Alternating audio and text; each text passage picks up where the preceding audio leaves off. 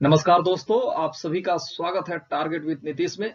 दोस्तों, आज के इस एपिसोड में हम बीएचयू प्रीवियस ईयर्स 2015-16 के क्वेश्चन पेपर्स में जो पॉलिटी और नेशनल मूवमेंट से प्रश्न पूछे गए हैं उनको विस्तार से देखेंगे और उनका हल भी करेंगे। तो दोस्तों, आइए शुरू करते हैं आज का ये महत्वपूर्ण भाग। मेरा नाम है नीतीश कुमार। पहला प्रश्न है, स्टेट रीऑर्गेनाइजेशन एक्ट 1956 ने संपूर्ण राष्ट्र को विभाजित किया। ऑप्शन ए है 22 राज्य और 9 केंद्र शासित प्रदेशों में। ऑप्शन बी है 14 राज्य और 6 केंद्र शासित प्रदेशों में। ऑप्शन सी है 17 राज्य और 7 केंद्र शासित प्रदेशों में। और ऑप्शन डी है राज्यों के 4 कैटेगरीज में। दोस्तों, स्टेट रीऑर्गेनाइजेशन एक्ट 1956 के तहत संपूर्ण राष्ट्र को 14 राज्य और 6 केंद्र शासित प्रदेशों में विभाजित किया गया था। इस प्रकार क्वेश्चन नंबर 1 का सही उत्तर बी होगा। इसको दोस्तों अगर विस्तार से देखें क्वेश्चन नंबर 1 को, तो दोस्तों इसका इतिहास काफी पुराना है। 1950 में दोस्तों जब भारत का संविधान लागू हो गया था तो पूरे भारतीय क्षेत्र को 4 भागों में बांटा गया था। भाग क, भाग ख, भाग ग और भाग घ, जिसमें भाग क में ऐसे राज्य शामिल किए गए थे जिनमें ब्रिटिश भारत में गवर्नर का शासन था, जिसमें 9 राज्य थे। और भाग ख में दोस्तों वे राज्य शामिल किए गए थे जहां विधानमंडल के साथ साथ राजशाही था। और भाग ग में ऐसे राज्य थे जहां ब्रिटिश भारत में मुख्य आयुक्त का शासन हुआ करता था और कुछ में शाही शासन। और दोस्तों भाग घ में केवल एकमात्र ऐसा राज्य था अंडमान एवं निकोबार द्वीप समूह, जिसको जगह मिली थी। अक्टूबर 1953 में दोस्तों भारत सरकार को भाषा के आधार पर पहले राज्य आंध्र प्रदेश का गठन करने हेतु मजबूर होना पड़ा। मद्रास से तेलुगु भाषी क्षेत्रों को पृथक कर आंध्र प्रदेश के रूप में नए राज्य का निर्माण किया गया। आपको बता दें दोस्तों कि आंध्र प्रदेश के निर्माण के लिए कांग्रेसी कार्यकर्ता पोट्टी श्रीरामुलु ने 56 दिनों की भूख हड़ताल की थी। आंध्र प्रदेश के निर्माण होने से भारत के अन्य क्षेत्रों से भी भाषा के आधार पर राज्य निर्माण की मांग उठने लगी थी। इसके कारण भारत सरकार को इस मुद्दे पर विचार करने के लिए दिसंबर 1953 में एक 3 सदस्यीय फजल अली की अध्यक्षता में राज्य पुनर्गठन आयोग का गठन करना पड़ा था, जिसके 2 अन्य सदस्य थे दोस्तों के.एम. पडिक्कर और एच.एन. कुंजरू। इस आयोग ने दोस्तों अपनी रिपोर्ट 1955 में पेश की। इस आयोग ने स्वीकार किया कि भारत में राज्यों के पुनर्गठन में भाषा को मुख्य आधार बनाया जाना चाहिए। इस आयोग ने 4 प्रकार के राज्यों की व्यवस्था जो 1950 में बनाई गई थी, भाग क, भाग घ, ख, घ, उसको समाप्त करने की सिफारिश की और कहा कि 16 राज्यों और 3 केंद्र शासित प्रदेशों का निर्माण किया जाए। इसके बाद भारत सरकार ने राज्य पुनर्गठन अधिनियम 1956 पारित किया, जिसके तहत 14 राज्य और 6 केंद्र शासित प्रदेश बनाए गए। तो दोस्तों ये रहा प्रश्न संख्या 1 का विश्लेषण। आइए आगे बढ़ते हैं। प्रश्न संख्या 2 है, 1960 के पश्चात निम्नलिखित राज्य स्थापित किए गए थे, उनके गठन के बढ़ते हुए तैथिक क्रम में उन्हें क्रमबद्ध कीजिए। ऑप्शन ए है हरियाणा, ऑप्शन बी है सिक्किम, ऑप्शन सी है नागालैंड और ऑप्शन डी है मेघालय। दोस्तों इस प्रश्न को सॉल्व करने से पहले हमें जो भी ऑप्शन दिए गए हैं उनको देखना होगा कि जो राज्य दिए गए हैं उनकी स्थापना कब हुई थी। तो दोस्तों हरियाणा राज्य की स्थापना 1966 में हुई थी। वहीं सिक्किम की जो स्थापना है 35वें संविधान संशोधन अधिनियम 1974 के द्वारा हुई और 36वें संविधान संशोधन अधिनियम 1975 में इसे पूर्ण राज्य का दर्जा दिया गया। इस प्रकार सिक्किम का जो राज्य के रूप में स्थापना माना जाएगा 1975 माना जाएगा। हरियाणा दोस्तों 1966 होगा, जबकि सिक्किम जो है 1975 होगा और नागालैंड दोस्तों 1963 होगा और मेघालय दोस्तों 1972 होगा। इस प्रकार आप देख रहे हैं कि नागालैंड जो है 1963 में स्थापित हुआ है और हरियाणा 1966 में स्थापित हुआ है। तो सब और मेघालय 1972 और सिक्किम 1974 कहिए या 75 कहिए। तो दोस्तों यहाँ CADB इसका सही उत्तर होगा। तो इस प्रकार क्वेश्चन नंबर 2 का सही उत्तर ऑप्शन नंबर 4 होगा। अगला प्रश्न, निम्न महिलाओं में से किसने भारत के विभिन्न राज्यों की मुख्यमंत्री के रूप में कार्य किया है? ऑप्शन ए है जानकी रामचंद्रन, ऑप्शन बी है नंदिनी सतपथी, ऑप्शन सी है राजेंद्र कौर भट्टल, ऑप्शन डी है सईदा अनवर तैमूर। दोस्तों, इस प्रश्न को सॉल्व करने से पहले हमें सारे विकल्पों पर ध्यान देना होगा। तो आइए जान लेते हैं जानकी रामचंद्रन के बारे में। दोस्तों, जानकी रामचंद्रन तमिलनाडु की सीएम रह चुकी हैं। नंदिनी सतपथी उड़ीसा की मुख्यमंत्री थी। राजेंद्र कौर भट्टल पंजाब की मुख्यमंत्री रह चुकी हैं। और सईदा अनवर तैमूर दोस्तों असम की मुख्यमंत्री रह चुकी हैं।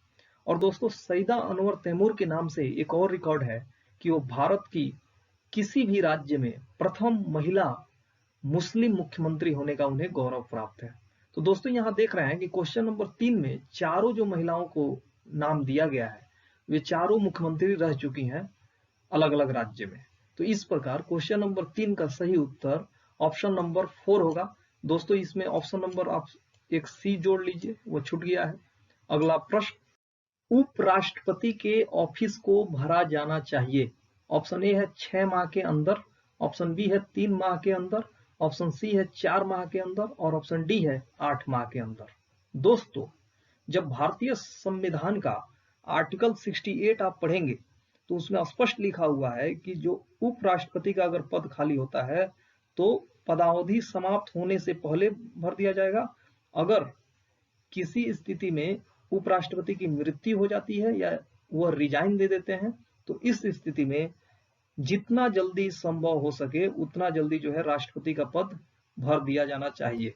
तो दोस्तों, भारतीय संविधान में यह स्पष्ट उल्लेख नहीं है कि 6 माह के अंदर, कि 3 माह के अंदर, कि 4 माह के अंदर, कि 8 माह के अंदर। तो इस प्रकार इसमें क्वेश्चन नंबर 4 का कोई ऑप्शन सही नहीं है, लेकिन बीएचयू द्वारा यही ऑप्शन दिए गए थे, इसलिए मैंने इस ऑप्शन को शामिल किया है। तो दोस्तों, इसको आप जो है भारतीय संविधान के कॉन्स्टिट्यूशन में आप पढ़ सकते हैं 68 में। तो यहाँ ऑप्शन नंबर अगर ई होता इनमें से कोई नहीं तो वह सही होता, लेकिन यहाँ ऑप्शन था ही नहीं बीएचयू के क्वेश्चन पेपर में, इसलिए मैंने इस क्वेश्चन को शामिल किया। अगला प्रश्न, भारतीय क्षेत्र में नागरिकों को निम्न में से कौन से अधिकार प्राप्त हैं? ऑप्शन ए है अभिव्यक्ति की स्वतंत्रता, ऑप्शन बी है एसोसिएशन या यूनियन गठन करने का अधिकार, ऑप्शन सी है कानून के समक्ष समानता, ऑप्शन डी है बिना हथियारों के शांतिपूर्ण तरीके से इकट्ठा होने का अधिकार। दोस्तों, यहाँ पे क्वेश्चन नंबर जो 5 है ये बीएचयू के क्वेश्चन पेपर में पूछा जा चुका है। इसमें जब दोस्तों आप हिंदी और इंग्लिश पढ़ेंगे क्वेश्चन को तो आपको इंग्लिश वाला क्वेश्चन कुछ अलग भाव कहेगा और हिंदी वाला क्वेश्चन कुछ अलग भाव कहेगा। Which one of the following rights is available only to the citizen within the territory of India? दोस्तों, यहाँ क्वेश्चन ये होना चाहिए हिंदी अनुवाद कि भारतीय संविधान के तहत भारतीय क्षेत्र में नागरिकों को ही केवल प्राप्त होने वाले अधिकार कौन से हैं? तो दोस्तों, जो मौलिक अधिकार है उसमें आर्टिकल 15, आर्टिकल 16, आर्टिकल 19 और आर्टिकल 29 और आर्टिकल 30 जो है वे केवल भारतीय नागरिकों को प्राप्त है, विदेशियों को प्राप्त नहीं है। तो दोस्तों, आर्टिकल 19 के बारे में आप जानते हैं कि उसमें अभिव्यक्ति की स्वतंत्रता भी है, एसोसिएशन या यूनियन गठन करने का अधिकार भी है और बिना हथियारों के शांतिपूर्ण तरीके से इकट्ठा होने का अधिकार भी है। और दोस्तों, कानून के समक्ष समानता की जो बात है वो आर्टिकल 14 में बात की गई है, जो विदेशियों के साथ साथ भारतीय नागरिकों को भी प्राप्त है। लेकिन दोस्तों, यहाँ प्रश्न है कि केवल भारतीय नागरिकों को कौन सा अधिकार प्राप्त है?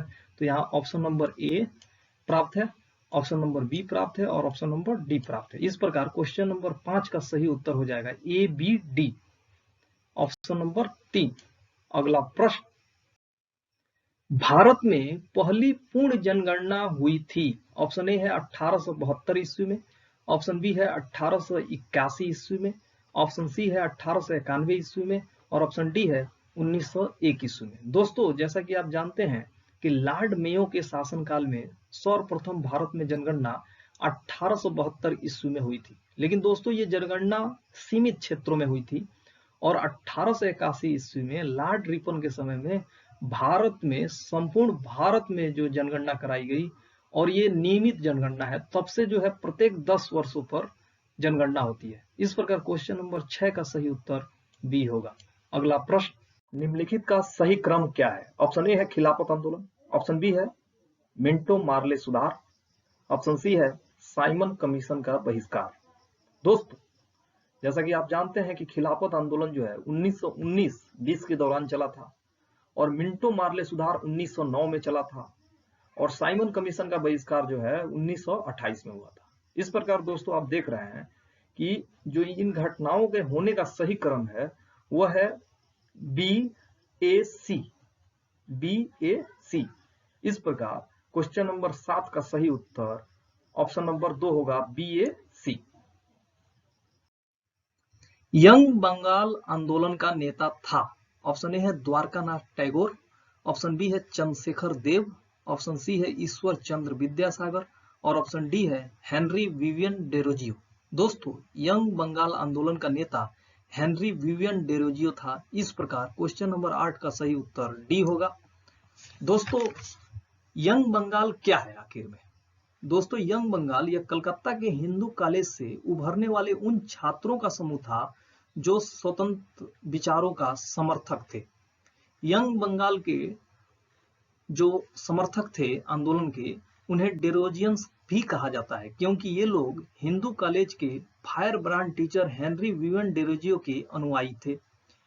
दोस्तों, यंग बंगाल आंदोलन जो था उसका मुख्य उद्देश्य हिंदू समाज के सामाजिक और धार्मिक जो संरचनाएं थी, धार्मिक पाखंड थे, पर चोट करना था और स्वतंत्र चिंतन की भावना का विकास करना था।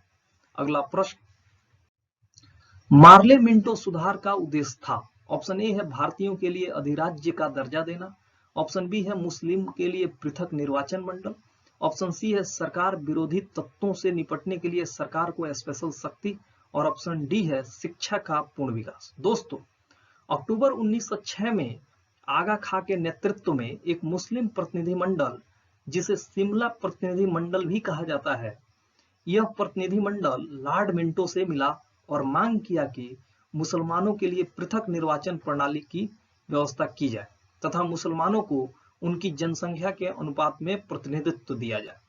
तो दोस्तों, इसी के बाद मार्ले मिंटो सुधार आया। तो मार्ले मिंटो सुधार का उद्देश्य क्या था दोस्तों? मुस्लिम के लिए पृथक निर्वाचन मंडल। इस प्रकार क्वेश्चन नंबर 9 का सही उत्तर बी होगा। अगला प्रश्न, सत्याग्रह आंदोलन के बारे में कौन सा कथन सही है? ऑप्शन ए है इसकी शुरुआत महात्मा गांधी द्वारा हुई थी, ऑप्शन बी है इसका उद्देश्य क्रूर और अन्यायपूर्ण कानून का शांतिपूर्ण प्रतिरोध करना था, ऑप्शन सी है रविवार 6 अप्रैल 1919 को सत्याग्रह दिवस मनाया गया तथा उस दिन अखिल भारतीय हड़ताल थी, और ऑप्शन डी है उपरोक्त सभी कथन सही है। दोस्तों, सत्याग्रह आंदोलन जो है रोलेट एक्ट जो पास हुआ था उसके विरोध में शुरू हुआ था। इसकी शुरुआत महात्मा गांधी द्वारा हुई थी। इसका उद्देश्य क्रूर और अन्यायपूर्ण कानून का शांतिपूर्ण प्रतिरोध करना था। और दोस्तों, इसके संदर्भ में 6 अप्रैल 1919 को महात्मा गांधी के आह्वान पर सत्याग्रह दिवस मनाया गया तथा इस दिन अखिल भारतीय हड़ताल थी। तो दोस्तों, ए बी सी तीनों कथन सही हैं। इस प्रकार क्वेश्चन नंबर 10 का सही उत्तर डी होगा। कांग्रेस सोशलिस्ट पार्टी का निम्न में से कौन सा कथन सही है? ऑप्शन ए है भारत में विभिन्न प्रकार के समाजवादियों का यह एक फोरम था, ऑप्शन बी है भारतीय राष्ट्रीय कांग्रेस का एक प्रतिस्पर्धी संगठन था, ऑप्शन सी है मजदूरों एवं किसानों के कारण चैंपियन था। दोस्तों, जो कांग्रेस सोशलिस्ट पार्टी था ये भारतीय राष्ट्रीय कांग्रेस के ही अंदर एक समूह बना हुआ था जो समाजवादियों का एक फोरम था। और दोस्तों, आप जानते हैं कि जिस समय कांग्रेस सोशलिस्ट पार्टी की स्थापना हुई थी 1934 के आसपास, उस समय दोस्तों भारतीय राष्ट्रीय कांग्रेस में भारत के लगभग हर वर्ग के प्रतिनिधि थे और हर प्रकार के समाजवादी थे। इस प्रकार भारत में विभिन्न प्रकार के समाजवादियों का एक फोरम था Congress socialist party. Option number A भी सही है। और यह भारतीय राष्ट्रीय कांग्रेस का एक प्रतिस्पर्धी संगठन नहीं था, बल्कि भारतीय राष्ट्रीय कांग्रेस के ही अंदर स्थित एक विचार समूह था। तो दोस्तों, ऑप्शन नंबर बी गलत हो गया। और मजदूरों एवं किसानों के कारण चैंपियन था, बिल्कुल सही है दोस्तों, क्योंकि सोशलिस्ट जो लोग होते हैं वो मजदूरों एवं किसानों के लिए ही बने होते हैं। तो ऑप्शन नंबर सी भी सही है। दोस्तों, अगर आप ऑप्शन नंबर बी पकड़ लेते हैं तो यहाँ पे देख रहे हैं कि 1 नंबर जो दिया है कूट, 2 नंबर जो दिया है और 4 नंबर कूट दिया है, इसमें बी ऑप्शन दिया हुआ है। तो इस प्रकार ये सभी ऑप्शन गलत हो गए क्योंकि सेकंड नंबर गलत है। तो क्वेश्चन नंबर 11 का सही उत्तर हो जाता है कूट नंबर 3। हमारे संविधान में किसी जाति को अनुसूची में रखने या बाहर निकालने की शक्ति निहित है। ऑप्शन ए है राष्ट्रपति, ऑप्शन बी है राज्य के राज्यपाल, ऑप्शन सी है राज्य विधानसभा और ऑप्शन डी है संसद। दोस्तों, हमारे संविधान में किसी जाति को अनुसूची में निकालना है, अनुसूची में जो शामिल हो गई है जाति उनको बाहर करना है, और किसी जाति को उस अनुसूची में शेड्यूल में शामिल करना है, इसका अधिकार संसद को है। संसद जो है कानून बना के जो है ऐसा कर सकती है। इस प्रकार क्वेश्चन नंबर 12 का सही उत्तर डी होगा। अगला प्रश्न, जब ईस्ट इंडिया का शासन शुरू हुआ तो इंग्लैंड का शासक था। ऑप्शन ए है होनोवेरियंस, ऑप्शन बी है एस्टुअरीस, ऑप्शन सी है नॉर्मन्स और ऑप्शन डी है ट्यूडर्स। दोस्तों, जब ईस्ट इंडिया का शासन शुरू हुआ यानी कि जब ईस्ट इंडिया कंपनी एस्टेब्लिश्ड हुई, when the east India came into existence, तो जब ईस्ट इंडिया कंपनी की स्थापना हुई तो उस समय इंग्लैंड के शासक एस्टुअर वंश के शासकों द्वारा जो है इंग्लैंड शासित हो रहा था। इस प्रकार क्वेश्चन नंबर 13 का सही उत्तर बी होगा। अगला प्रश्न, जब सुभाष चंद्र बोस ने आईएनसी यानी कि इंडियन नेशनल कांग्रेस के अध्यक्ष पद से इस्तीफा दिया तो उनकी जगह पर किसकी नियुक्ति की गई? ऑप्शन ए है राजेंद्र प्रसाद, ऑप्शन बी है अबुल कलाम आजाद, ऑप्शन सी है सी राजगोपालचारी और ऑप्शन डी है पटाभी सितारमैया। दोस्तों, त्रिपुरी संकट जो 1938 में हुआ था, आप जानते होंगे कि सुभाष चंद्र बोस जो है, इसमें सुभाष चंद्र बोस के खिलाफ जो प्रतिनिधि महात्मा गांधी की ओर से चुनाव लड़ रहे थे, पटाभी सितारमैया, उनकी हार हुई थी। इसके बाद महात्मा गांधी ने कहा था कि ये पटाभी सितारमैया की हार नहीं है बल्कि यह व्यक्तिगत हार है मेरी। और इसके बाद सुभाष चंद्र बोस के खिलाफ जो है कांग्रेस के अंदर जो है आलोचनाएं होने लगी थी, तो सुभाष चंद्र बोस ने जो है इस्तीफा दे दिया था। तो उसके बाद राजेंद्र प्रसाद जो है सुभाष चंद्र बोस के इस्तीफा देने के बाद अध्यक्ष बने थे। इस प्रकार क्वेश्चन नंबर 14 का सही उत्तर ए होगा। अगला प्रश्न, सत्याग्रह आश्रम को किसने स्थापित किया? ऑप्शन ए है महात्मा गांधी, ऑप्शन बी है आचार्य कृपलानी, ऑप्शन सी है लोकनायक जयप्रकाश नारायण और ऑप्शन डी है आचार्य विनोबा भावे। दोस्तों, साबरमती आश्रम की स्थापना महात्मा गांधी द्वारा साबरमती में की गई थी, गुजरात के। और दोस्तों, जो साबरमती आश्रम है इसको जो है गांधी आश्रम, हरिजन आश्रम और सत्याग्रह आश्रम के नाम से जाना जाता है। तो इस प्रकार क्वेश्चन नंबर 15 है, सत्याग्रह आश्रम को किसने स्थापित किया? तो इसका सही उत्तर ए होगा। तो दोस्तों, ये रहा आज का महत्वपूर्ण भाग। आशा करता हूं कि दोस्तों इस एपिसोड से आपको काफी अच्छी जानकारी हो रही होगी और बीएचयू का जो 2020 का एंट्रेंस है उसमें आपको काफी काम आने वाला है, और पॉलिटिकल साइंस के उन बच्चों के लिए भी काम आने वाला है जो एमए का एंट्रेंस देना चाहते हैं। तो दोस्तों, अब इस एपिसोड से दीजिए इजाजत। दोस्तों, अगर आपने अभी तक हमारे चैनल को सब्सक्राइब नहीं किया है तो टारगेट विद नीतीश को जरूर सब्सक्राइब करें और बेल आइकन को जरूर दबा दें, और जितना संभव हो सके इसको लाइक करें और अपने मित्रों से बताएं, ताकि जो ज्ञान की यह गंगा बह रही है वो आपके पास ही न रहे बल्कि आपके मित्रों को भी इसका लाभ मिले। दीजिए इजाजत, नमस्कार।